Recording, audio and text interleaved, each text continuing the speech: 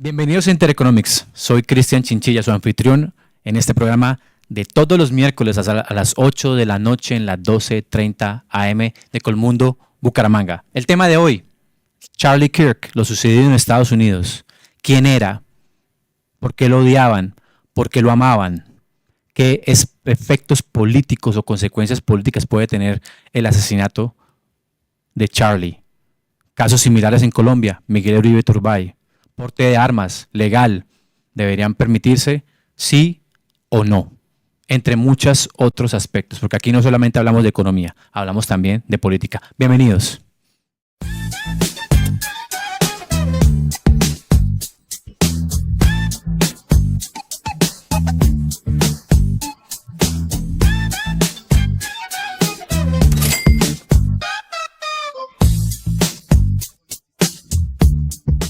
Bueno, para todos ustedes oyentes, gracias por estar acá. Para todos los que nos ven, nos escuchan, recuerden seguir a la 12:30 de Colmundo Bucaramanga en sus redes sociales, en YouTube, denle clic a la campanita, denle me gusta y también en mis redes sociales que aparecen ahí en el generador de caracteres. Síganme, por favor. El tema de hoy, política, discurso, libre expresión. Charlie Kirk, ¿quién era? Vamos a tratarlo poco a poco. Charlie Kirk, 31 años, nació el 14 de octubre de 1993 y fue asesinado el 10 de septiembre de este año. Fue un activista de derechos humanos americano de línea conservadora, es decir, de derecha. Él cofundó una organización que se llama Turning Point USA y la fundó con alguien que se llama William Montgomery en 2012. Fue su director, su gerente y tuvo un gran impacto en Estados Unidos en los jóvenes al inculcarles o tratar de recordarles los valores conservadores y cristianos que él argumentaba en sus debates. Dieron origen en gran parte a la constitución de lo que hoy es Estados Unidos de América. Algunas posturas de Charlie Kirk, quien deja una familia, deja una viuda, deja 2 hijos, y que fue asesinado hace unos días, el 10 de septiembre, en una universidad de Utah, en donde él solía asistir a giras por todas las universidades de Estados Unidos. Se hacían una carpa con un micrófono donde cualquier estudiante podría acercarse a hacerle una pregunta y él debatía ideas. Una de las frases favoritas de Charlie Kirk era que había que poder tener conversaciones con el lado opuesto, porque si dejábamos de conversar, luego vendría algo inevitable que es la violencia, parafraseándolo un poco. ¿Qué posturas tuvo a lo largo de su vida? Se opuso a lo que se llama el consenso científico sobre todo lo que pasó en la pandemia y el COVID. También se opuso vehementemente a lo que se llama cambio climático y la agenda que se promueve bajo esas ideas. Es defensor del porte de armas, que es la segunda enmienda de la Constitución americana, o era. Decía claramente que la universidad era una estafa y debatía al respecto en las universidades. Es un defensor de valores cristianos, era totalmente antiaborto. Hablando de la educación de Charlie se graduó de lo que sería colegio para nosotros de high school, del Welling High School en 2012. Y luego pasó por una universidad que se llama Harper College, pero apenas hizo 1 año y se retiró. Él no se graduó de la universidad. Y aún así logró tener un gran impacto porque era muy joven cuando fundó esta organización. Charlie fue un seguidor de alguien que se llama Steven Crowder, que iba a las universidades a plantear debates de ideas. Él se ponía en una mesa, ahí habrá imágenes de la producción, donde decía, básicamente se sentaba y decía, ponía un postulado en una pancarta, sea cual fuera la idea que él quería defender. Demos un ejemplo, el aborto debería ser ilegal, cámbieme de parecer. Era lo que en inglés decía change my mind. Y básicamente se acercaban los estudiantes a decir por qué lo que él proponía como postulado o esa idea era incorrecta. Hace unos días él, Crowder, que inició más o menos este movimiento de ir a las universidades a conversar, universidades que además estaban ideológicamente o han estado hace muchos años ideológicamente muy o mayoritariamente hacia ideas de izquierda. Decía que él lo que nunca contó de esas primeras experiencias cuando hacía eso debatiendo con estudiantes en las universidades era que eso se tornó muy violento, que a él le incendiaron su carro, que lo amenazaban de muerte, que constantemente su vida se sintió en riesgo solamente por ir a conversar en esas universidades. Él decía que lo que le pasó a Charlie era algo que más o menos se veía venir debido al nivel de intolerancia que en la esquina de la izquierda se vive por este tipo de protagonistas. Y que además lo justifican, ya le dije en qué creía Charlie Kirk, pero lo justifican llamándolo lo mismo de siempre, que era un nazi, que era un racista, que era un supremacista blanco, que generaba discurso de odio. En un apunte personal, hace un día Elon Musk dijo que ellos llaman a la oposición nazi no porque lo sean, sino porque lo hacen como una justificación para matarte.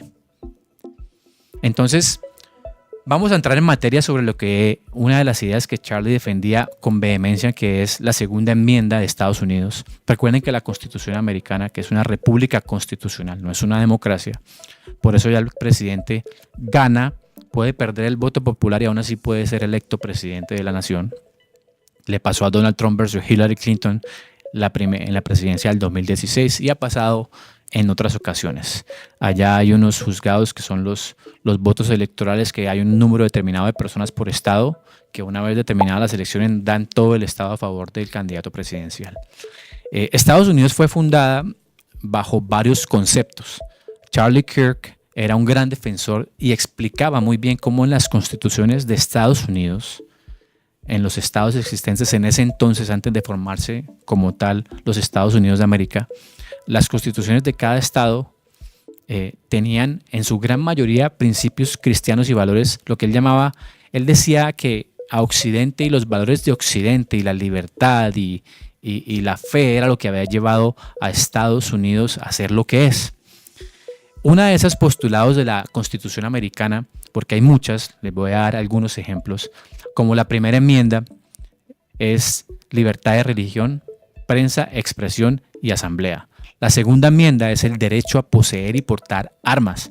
La cuarta enmienda, para nombrar algunas, protege contra registros e incautaciones irrazonables. La quinta enmienda, garante del debido proceso, la protección contra la autoincriminación y la doble incriminación.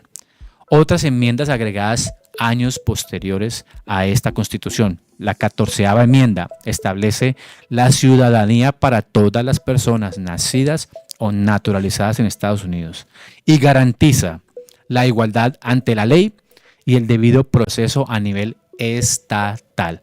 La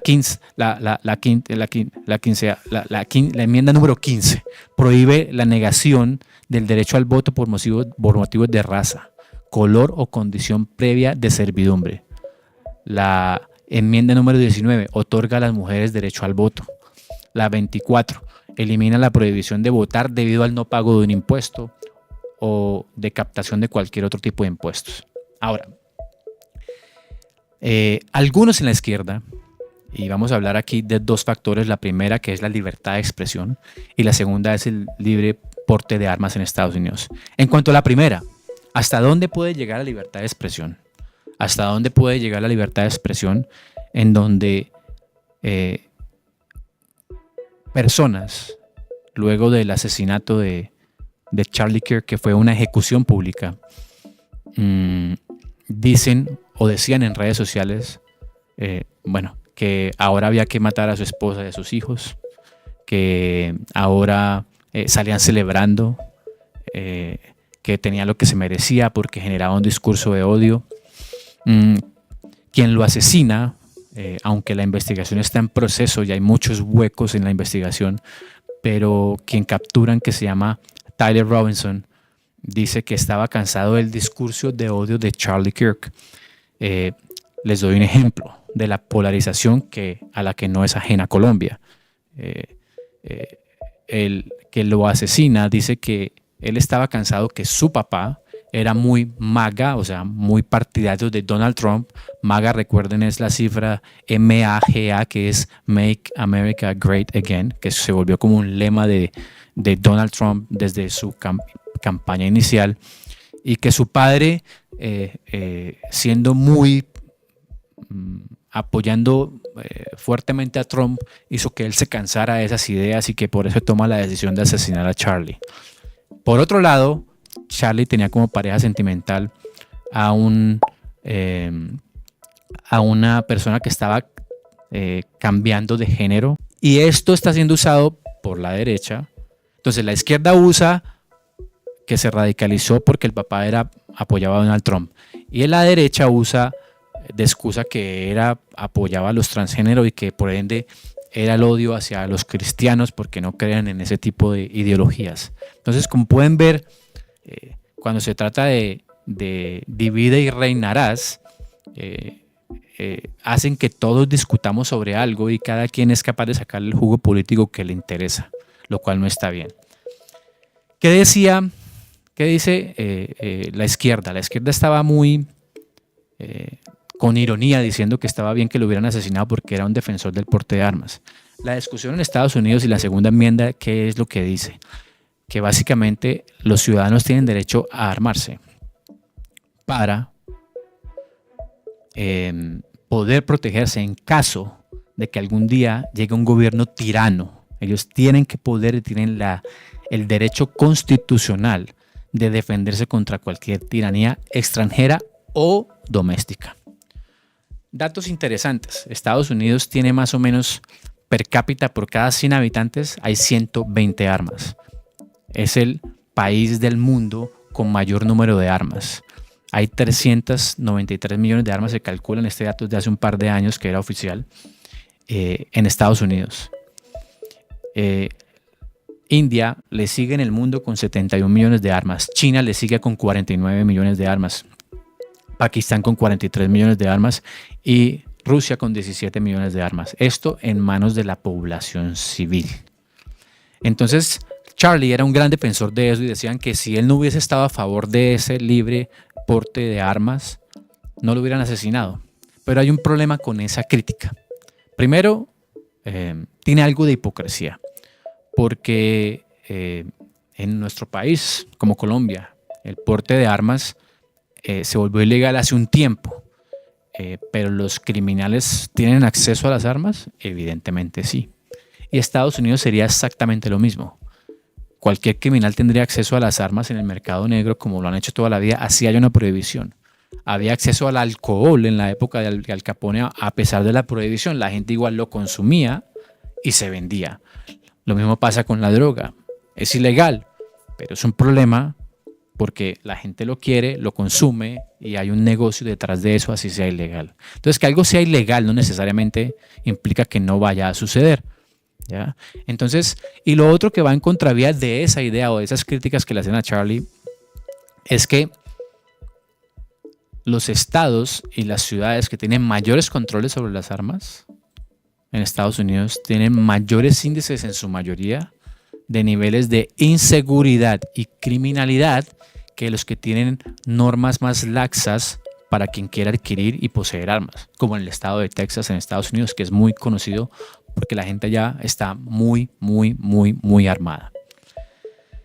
Entonces, no lo hubieran asesinado si no existiera esta enmienda constitucional.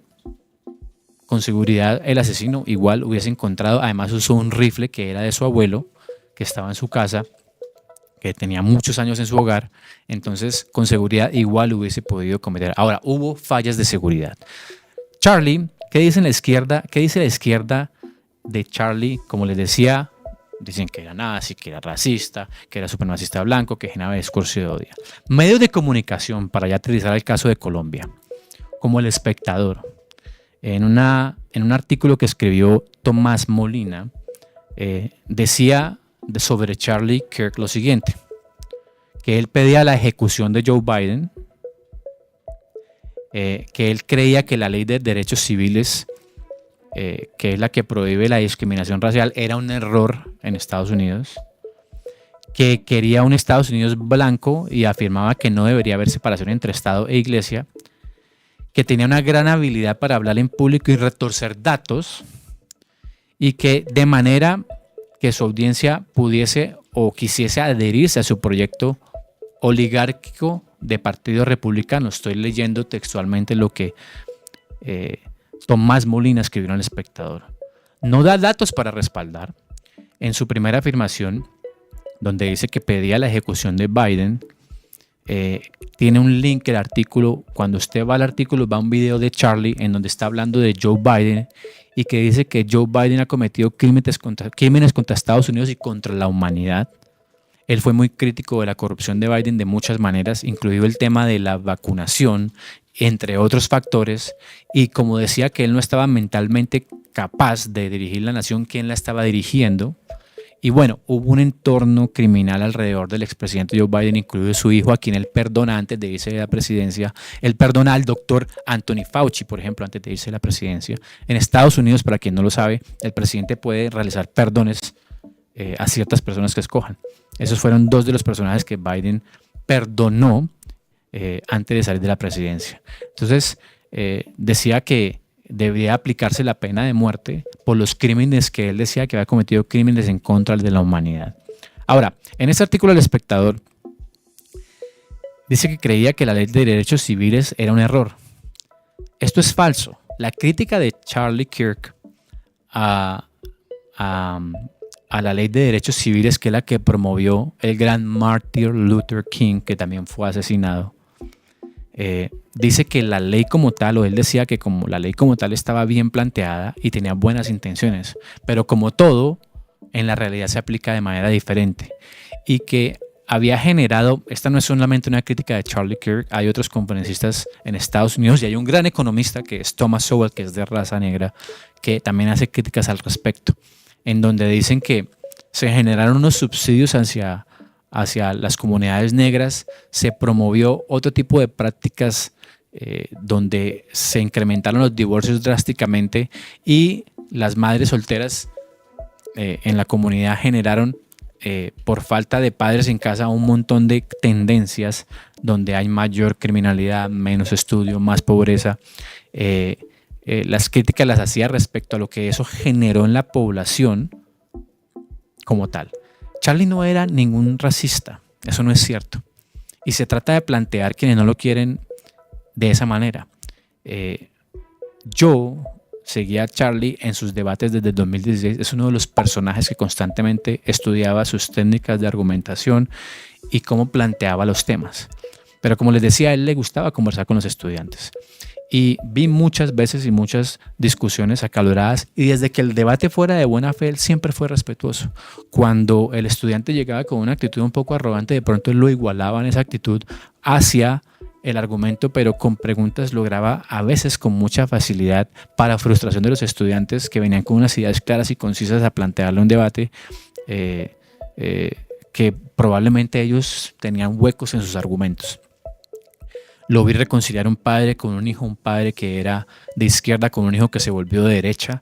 Lo vi decirle a alguien de la comunidad negra que decía que el ADN era diferente, plantearle un estudio diciéndole que eso no era cierto, que no se puede identificar una muestra de ADN de una persona de raza negra con una persona blanca, son idénticas, lo único que tienen diferente es la melanina. Él decía que la gente, y era una de las críticas a esta ley de derechos, es que la gente debía ganarse su puesto en la sociedad por lo que era como persona, por lo que lograba ser como profesional y por lo que contribuía a la sociedad, pero no necesariamente porque haya una inclusión de la raza, porque haya cuotas que haya que mantener en empresas o en el Estado. Ahí es donde quien escribe ese artículo en El Espectador lo toma de manera incorrecta, probablemente con un sesgo ideológico que todos tenemos, ¿sí? Todos tenemos algún tipo de sesgo de confirmación. La otra crítica de echarle el tema de derechos sociales es que eso generó otras teorías, como la teoría de lo que se llama en inglés Critical Race Theory, que es como la teoría crítica de la raza, en donde hoy en día en las escuelas americanas se les enseña a los niños a odiar a los blancos y los niños blancos casi que a odiarse a sí mismos, porque los hacen ver a la raza blanca como los culpables de los males de toda la humanidad. Eso ha generado una especie de racismo inverso, en donde está bien que hoy en día haya comunidades que se autosegregan, como en la época de antes de derechos civiles en las universidades americanas y ahora son comunidades negras, pero si un blanco se atreviera a proponer lo mismo, probablemente sería tildado de racista. Entonces hay un poco de doble moral, debería aplicarse el mismo rasero, para hablar en un término colombiano, hacia todos. Entonces, como decía, este artículo de Espectador no es el único que vi en prensa de habla hispana, muy crítico hacia Charlie, sin realmente conocer quién era él. Yo nunca lo vi actuar de manera grosera, lo vi hablar con todo tipo de personas contrarias ideológicamente, fueron groseros con él, lo escupieron, bueno, muchas cosas y lo asesinaron. Repiten lo mismo, dicen que te dicen, es decir, es la misma retórica que están repitiendo todo el tiempo. Charlie Kirk es un activista de derechos humanos, su muerte causó un gran impacto en Estados Unidos y en el mundo. Si ustedes buscan, y la producción va a buscar, en el Reino Unido, las marchas más grandes de la comunidad se realizaron por el asesinato de Charlie Kirk. Hubo grandes movilizaciones pro paz en el mundo, Reino Unido para nombrar uno, pero hubo muchos otros países donde la gente salió a las calles a manifestarse a favor de lo que era él por admiración. Y lo mismo Estados Unidos. Hace unos días se hizo el Memorial Service en Estados Unidos, en un estadio en Arizona. Más de 100,000 personas fueron, pero en los alrededores habían casi 270,000 personas. Esta data respaldada por teléfonos celulares, es decir, por la data que las compañías proveen de cuántos celulares estaban en la zona, en el área de influencia. Asistieron todos los personajes más importantes de Estados Unidos. Cierra el artículo del Espectador diciendo: trabajadores colombianos, no le coman cuento a estos tipos ni a sus imitadores locales, no sé a cuáles se refiere en Colombia. Dicen: enfurezcase porque estamos en crisis ecológica. Demuéstralo. Dicen: enfurezcase porque están exterminando palestinos. Es cierto. Enfurezcase porque la desigualdad aumenta acá en el país. El problema no es la desigualdad, es la pobreza. Enfurezcanse porque sus hijos no tienen trabajo digno ni casa, como lo logramos con las ideas que actualmente promueve Gustavo Petro, con unas diferentes. Enfurezcase porque les están quitando sus derechos. Derechos por doquier. Hay una inflación de derechos. Todos tenemos derecho a algo, pero no tenemos responsabilidades. Eso no está bien. Ahora, armas en Estados Unidos. Varios datos de armas que les voy a dar en este momento, porque es un negocio que deja mucho dinero, obviamente, y tiene mucha influencia. Y como les decía, por cada 100 personas hay 120 armas en Estados Unidos. Es el mayor país con armas per cápita. Para ya meternos en un poco en lo que es esa problemática, y más adelante en Intereconomics vamos a tener un invitado para hablar de armas y el tema de conflictos internacionales que vienen al lugar con lo que está sucediendo a nivel mundial. Bueno, vamos a ir poco a poco. Vamos a dar unos datos de armas. ¿Cuántas armas se venden? Solamente en el 2022 el número total de armas vendidas en Estados Unidos fueron 16.2 millones de armas. Sin embargo, fue una caída comparados con los 18.5 millones de armas que se vendieron en 2021. A pesar del descenso, el número de armas, de ventas de armas se mantiene, o sea, sigue siendo alto. El poseer armas en Estados Unidos es un derecho constitucional, ¿sí? Y lo relacionan con la violencia de armas y con el crimen. Pero como les decía, donde hay más armas en la ciudadanía, hay menos crimen. Entonces ahí es un dato que no corrobora los que promueven esas ideas. Algunas estadísticas de ventas de armas. Se incrementaron durante la pandemia del COVID-19. Ese año se vendieron 1.9 millones de armas en Estados Unidos más, y se incrementaron un poco durante esa época. Estados Unidos manufacturó y produjo a más o menos 13.8 millones de armas en el año 2021. Eso, dicho de otra manera, 57.3% de las 13.8 millones de armas hechas en Estados Unidos en 2021 eran armas de mano, ¿sí? Como tipo pistola. Y en 2020 el país fabricó 11 millones de armas, importó 6.8 millones de armas y exportó 529,000 redondeando números, armas. La producción de armas se ha incrementado drásticamente desde el inicio de los años 2000 en Estados Unidos. Ahora, aproximadamente en el mundo hay 1 billón, bueno, esto es en inglés, hay 1.000 millones de armas en circulación para que lo entendamos en español. 1.000 millones de armas circulan en el mundo en este momento. Hay 60 millones de compras de armas que pasaron durante la pandemia. Como les decía, en ese año se incrementaron muchísimo. 2 compañías americanas bajaron un poco sus ventas. Una de ellas es Rogers, cuyas ventas bajaron de 139 millones de dólares ese año. Y la otra es Smith & Wesson, cuyas ventas descendieron un poco. Las armas de fuego y sus municiones, industrias de municiones, contribuyen a Estados Unidos al año más o menos 80.000 millones de dólares. Ese es el tamaño del negocio. Es muy, muy, muy grande. En Estados Unidos hay una asociación que se llama la Asociación del Rifle o la Asociación Nacional del Rifle, que es la que controla estas estadísticas que pueden buscar y ahí encuentran armas. En Estados Unidos hay 4.2 millones de nuevos dueños de armas cada año. Es decir, 4 millones de personas, 4.200.000 personas en promedio compran su primer arma de fuego en Estados Unidos al año. Dice, hay una institución que es la NICS, hizo 2.680.000 chequeos de antecedentes para compradores de armas solamente en abril en ese dato es hasta abril del 2023. Hay un sistema que en muchos estados es más fuerte que en otros, donde hacen pruebas de usted no puede tener antecedentes para tener armas. También hacen pruebas psicológicas, pruebas de manejo de armas, en fin, para que el que las tenga en teoría sea alguien que las sepa manejar. Otro dato, las armas y las municiones emplean en Estados Unidos más o menos 173.000 personas. Ese es el empleo que genera esa industria. Otro dato, Estados Unidos fue el más grande exportador de armas con un 38,6% de la exportación mundial. Otro dato, India es el que más importa. India compra más o menos el 11% de las armas del mundo. Eso es un dato que está entre 2018 y 2022.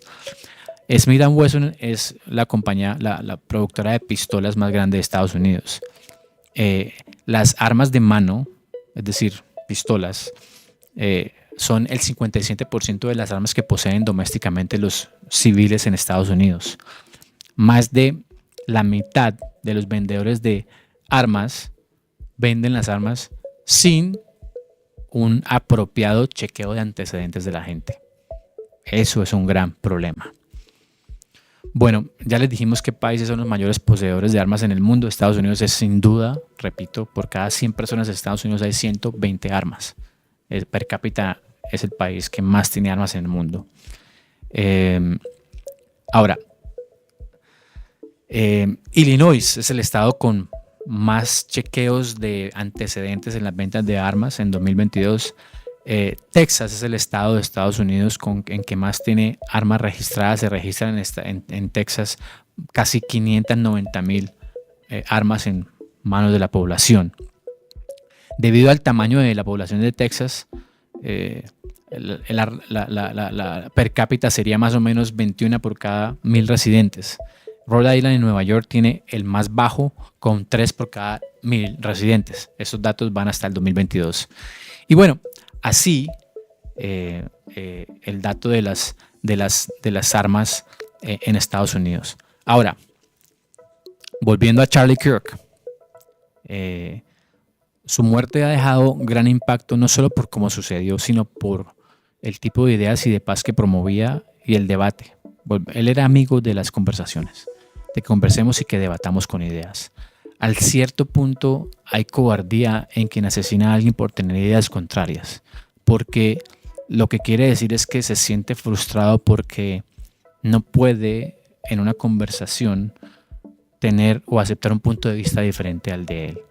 Es un tema que nos deja una reflexión, es un tema para que tengamos mucho cuidado cuando escuchamos que se titula la oposición, especialmente en Colombia y en Estados Unidos, de fascistas. ¿Qué consecuencias tiene eso? Y ¿Es cierto? No lo es. ¿Son fascistas? No lo son.